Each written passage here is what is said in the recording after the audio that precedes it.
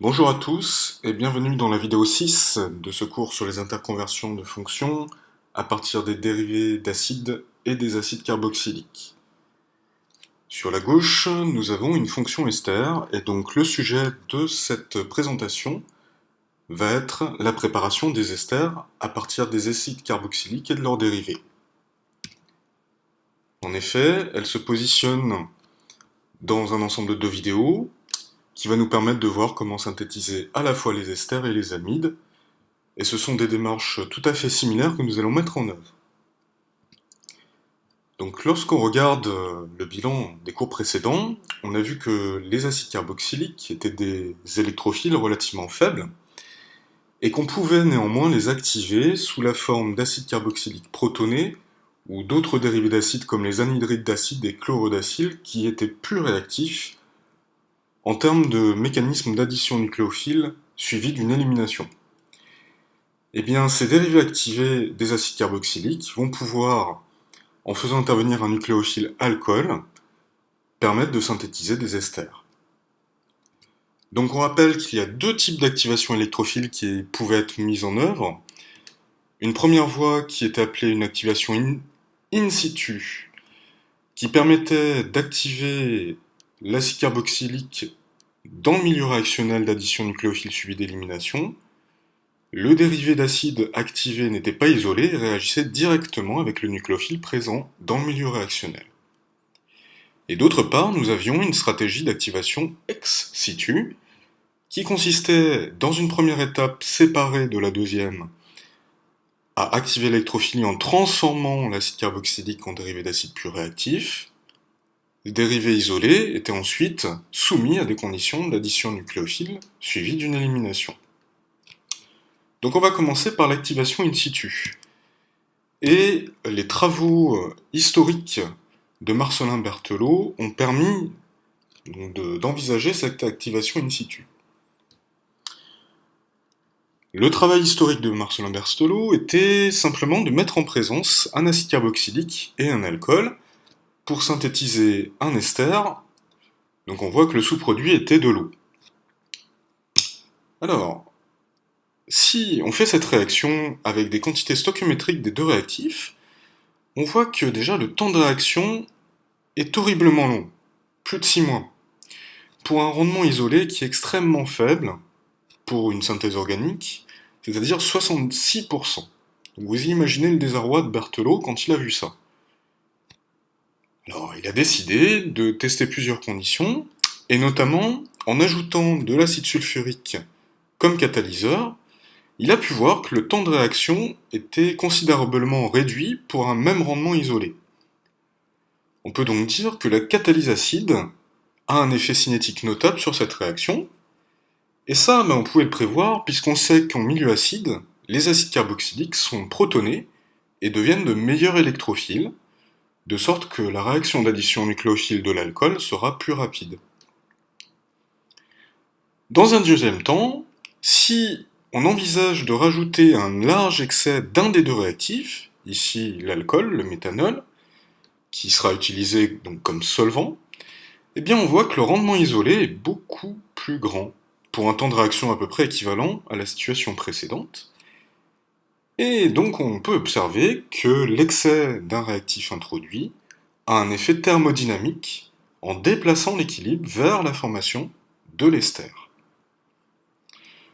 Tout ceci nous permet d'envisager des conditions réactionnelles pour ce qu'on appelle l'estérification de Fischer, qui sera une réaction donc entre un acide carboxylique et un alcool.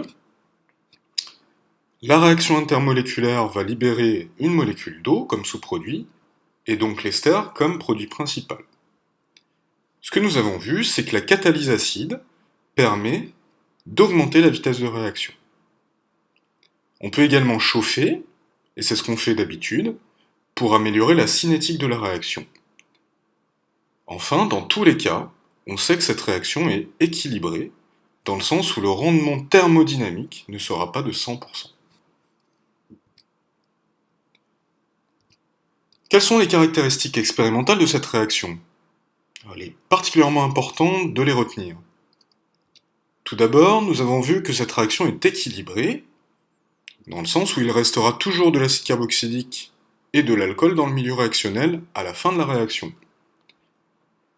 Nous verrons qu'elle sera même renversable puisqu'on pourra faire la réaction inverse dans des conditions un petit peu différentes, et nous verrons ça à la vidéo numéro 8. Deuxième chose, cette réaction est catalysée par les acides de Brønsted forts. Classiquement, on utilise l'acide sulfurique, H2SO4, et l'acide paratoluène sulfonique, ou APTS, qui est un acide de Brønsted fort qui est soluble en phase organique.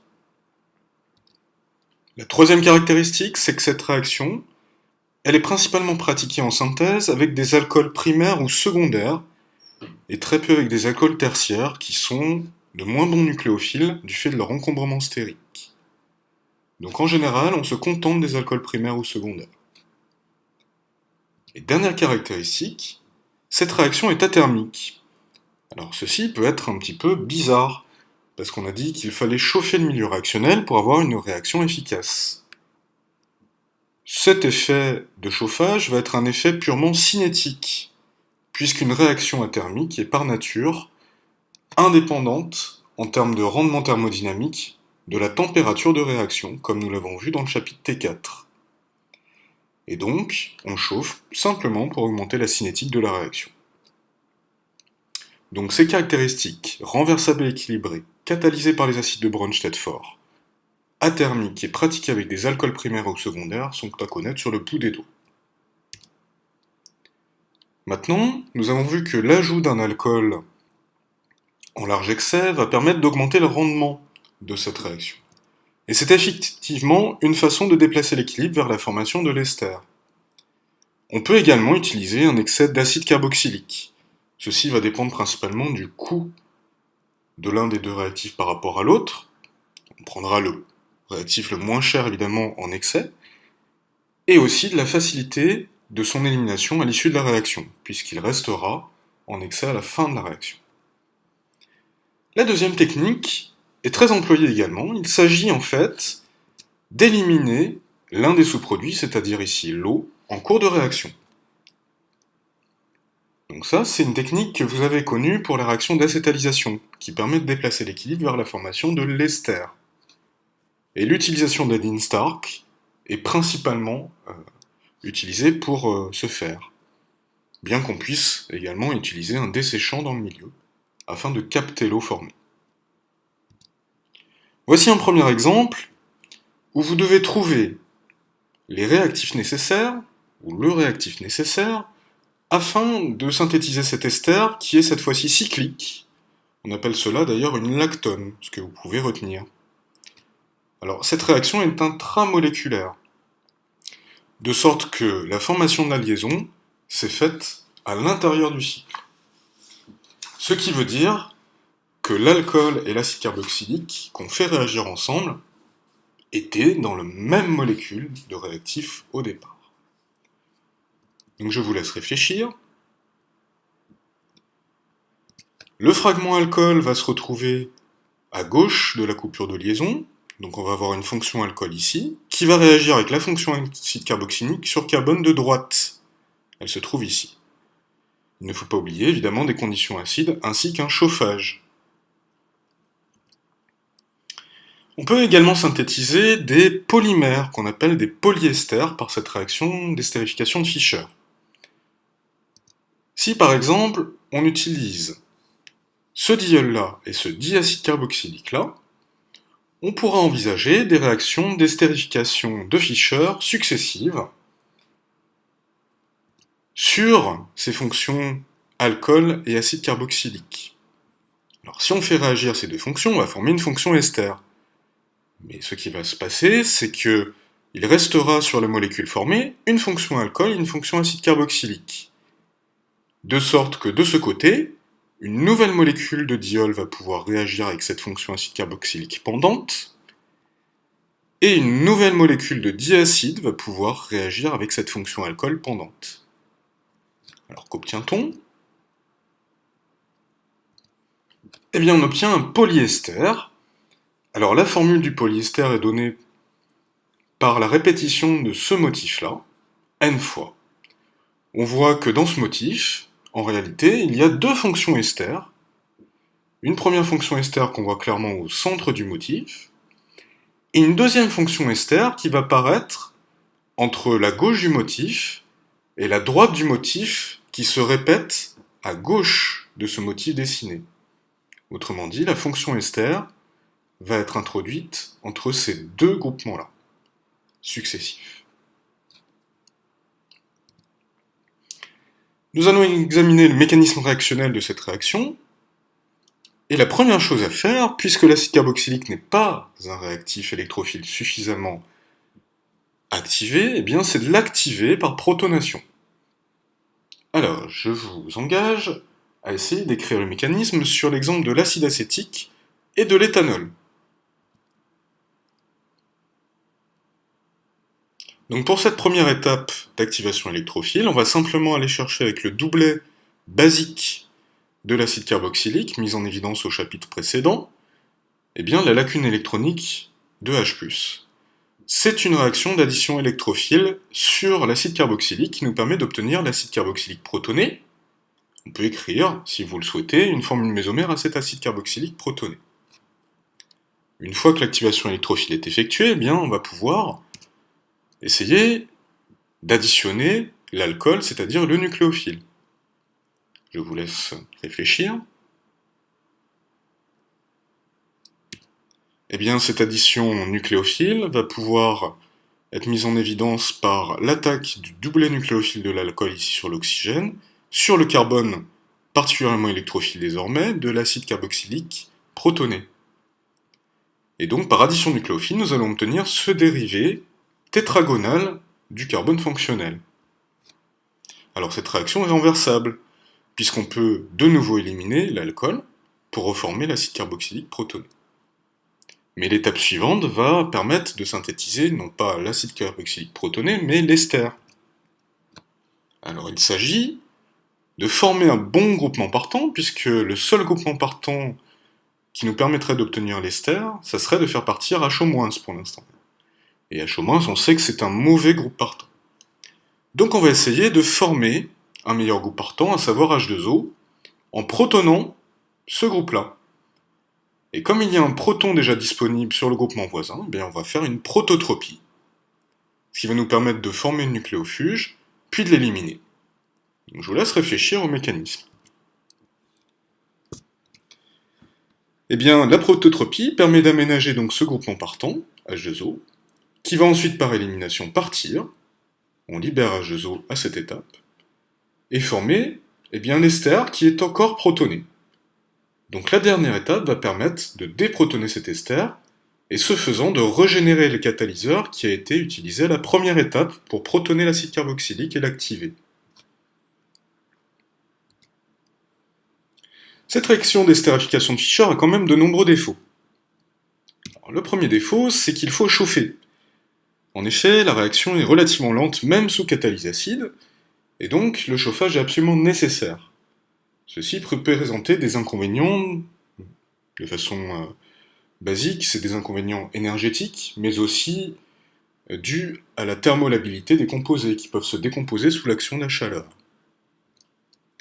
Deuxième chose, les conditions particulières pour l'estérification de Fischer font que soit on est obligé d'ajouter un excès de réactif, ce qui est quand même un problème au niveau économique, ou d'utiliser un Dean-Stark pour éliminer l'eau en cours de réaction et donc tirer l'équilibre vers la droite.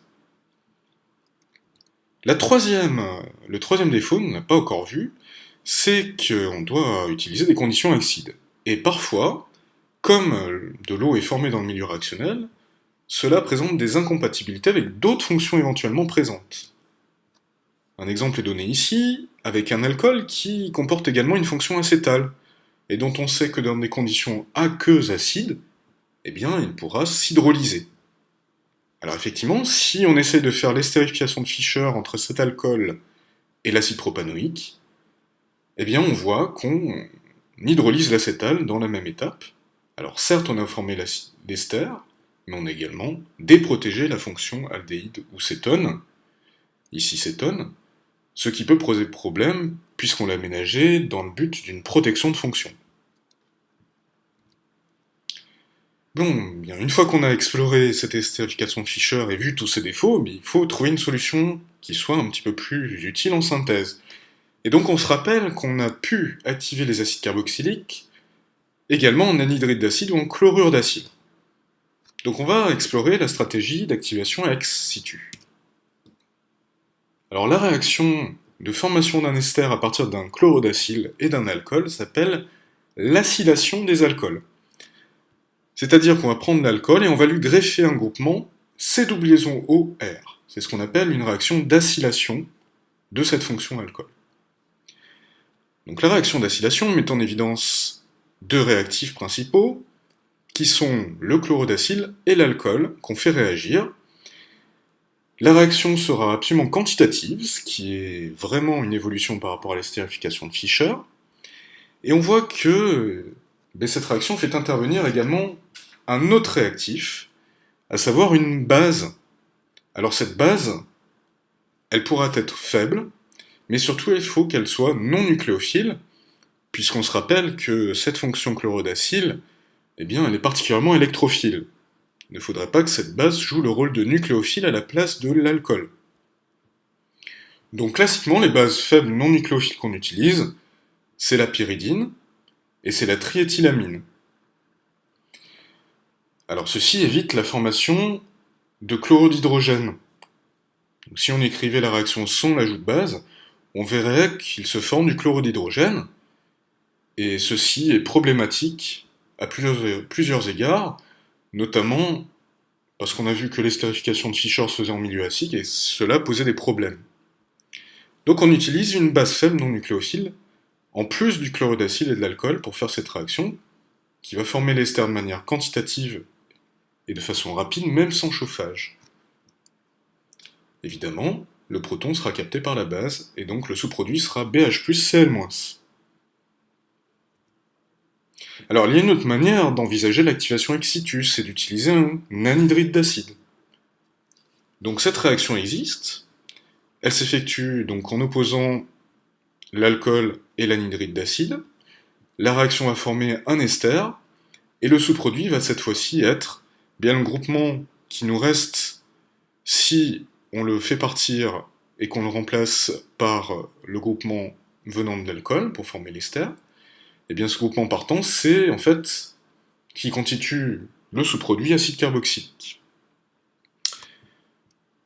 Donc cette réaction est assez rapide, alors un petit peu moins que pour les chlorodacyles, et parfois il est nécessaire de chauffer le milieu réactionnel pour la rendre suffisamment rapide à l'échelle de la réaction qu'on souhaite faire.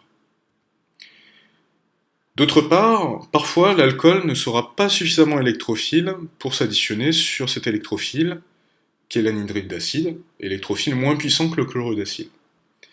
Et donc on trouvera des réactions où il est nécessaire d'activer l'électrophilie de l'anhydride d'acide de la même manière qu'on avait activé l'électrophilie de l'acide carboxylique dans la réaction d'estérification de Fischer. Donc c'est notamment le cas si l'alcool est peu nucléophile, et on en verra un exemple par la suite. Enfin, pour éviter que le pH diminue trop au cours de la réaction du fait de la formation de ce sous-produit qui est acide, parfois on est amené à tamponner le pH. Donc des tampons classiques, c'est des tampons acide carboxylique et ion carboxylate, qui fonctionnent relativement bien pour ce type de réaction. Alors ces deux bulles-là ne sont pas nécessaires à la compréhension du cours, donc vous pouvez momentanément les oublier. Ce qui est important, donc, c'est le bilan de cette réaction, et le fait que cette réaction soit rapide et quantitative. Alors faisons quelques exemples. Déjà, si on prend un équivalent de ce chlorodacyle et qu'on l'oppose à un léger excès de cet alcool, on fait une réaction d'acylation de l'alcool, mais il y a un réactif qui manque. Alors quel est-il ? C'est la base faible non nucléophile, ici par exemple la pyridine. Donc je vous laisse découvrir par vous-même les produits de la réaction. Le premier produit principal, c'est l'ester avec la formation de cette liaison entre l'alcool qu'on avait initialement et le chlorodacyle.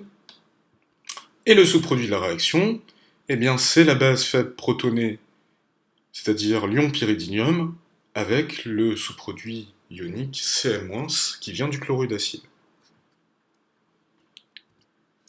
Regardons un deuxième exemple avec un anhydride d'acide.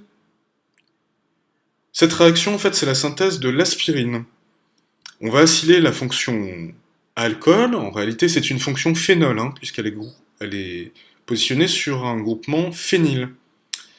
Alors, ces phénols sont moins nucléophiles que les alcools classiques, parce que les doublés non liants sont délocalisés sur l'ensemble du cycle.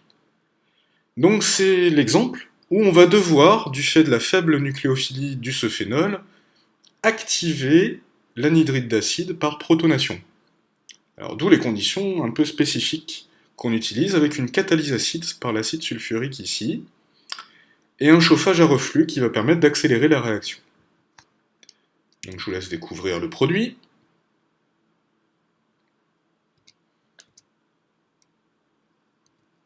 Alors la fonction phénol a été acylée par ce fragment acyle, CH3C double liaison O. On retrouve donc la fonction ester à ce niveau-là. Et le sous-produit va être issu de ce groupement partant et va donner l'acide acétique. Alors regardons le mécanisme réactionnel de l'acylation des alcools. On va prendre l'exemple de l'acylation avec un chlorodacyle. Et comme exemple pour ce mécanisme, on va prendre le chlorodacyle qui est le chlore d'éthanoïl, qui va réagir avec l'éthanol. Donc la première étape va être, puisque le chlorodacyle est un électrophile puissant, eh bien on va faire directement l'addition nucléophile de l'alcool sur le chlorodacyle. Je vous laisse réfléchir.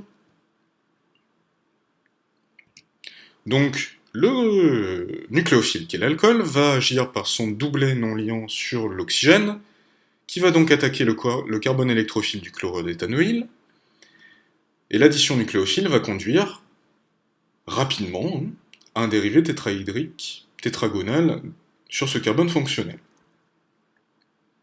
Quelle est l'étape suivante? Eh bien, c'est l'élimination de Cl-, puisque on va chercher très rapidement à reformer la liaison double CO. Donc je vous laisse réfléchir. Donc voici cette étape d'élimination.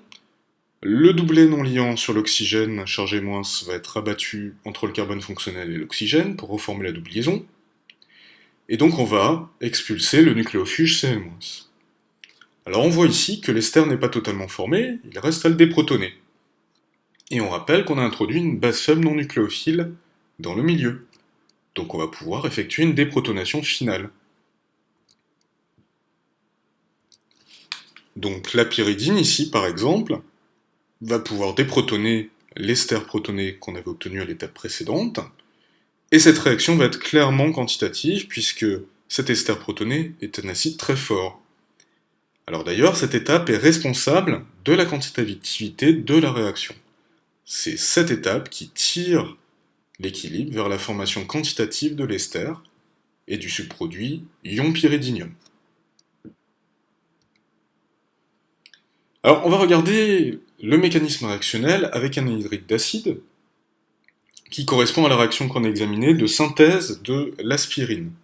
C'est ça l'aspirine. Donc ce qu'on va faire, c'est qu'on va déjà, et ça c'est pas dans tous les cas possible, activer l'électrophilie de l'anhydride d'acide, puisqu'on rappelle que l'anhydride d'acide ici n'est pas suffisamment électrophile vis-à-vis de la faible nucléophilie du phénol.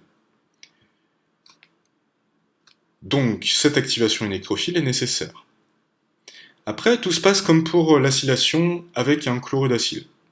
Le phénol va pouvoir faire une addition nucléophile sur l'anhydride d'acide activé, et puis on va faire partir ce groupement partant carboxylate. Alors comme c'est un moins bon groupement partant que l'ion chlorure dans le cas des chlorodacyles, on va effectuer d'abord une prototropie pour activer ce groupement partant, éliminer ce groupement partant sous forme d'acide carboxylique, et enfin on va voir qu'on peut régénérer le catalyseur, c'est-à-dire l'acide de Bronsted. Donc je vous laisse chercher. Voici le mécanisme. Protonation avec le doublet le plus nucléophile, et pas très nucléophile, hein, pas très basique ce doublet. Mais protonation de ce doublet pour activer l'anhydride d'acide, c'est une addition électrophile. Ensuite, addition nucléophile du phénol, qui est le nucléophile relativement faible ici, sur le carbone fonctionnel de l'anhydride d'acide activé. On voit ici que le groupement partant, qui est la partie de gauche de la molécule, l'ion carboxylate, est un groupement partant qui est potable, mais qu'on peut facilement activer par prototropie. On le fait ici dans cette étape.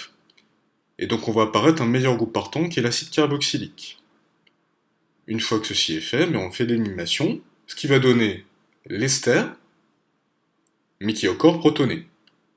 Donc une dernière étape va permettre de déprotoner cet ester et régénérer l'ion H+, qui servira à la première étape du mécanisme. Donc si on fait le bilan de ce cours, on a vu 3 réactions pour la synthèse des esters. La première qui a ses inconvénients se fait directement sur l'acide carboxylique.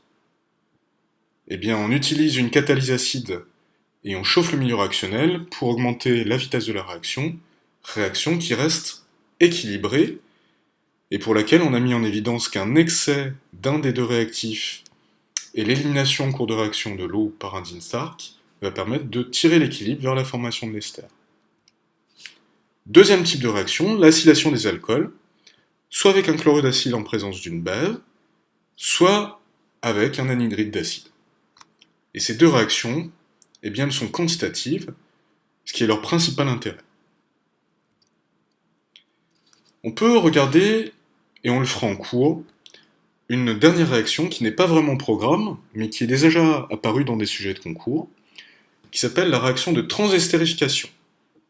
Alors, si on examine cette réaction, elle met en évidence donc la réaction du méthanol, 3 équivalents de méthanol, sur ce qui est un triglycéride, c'est-à-dire un triester.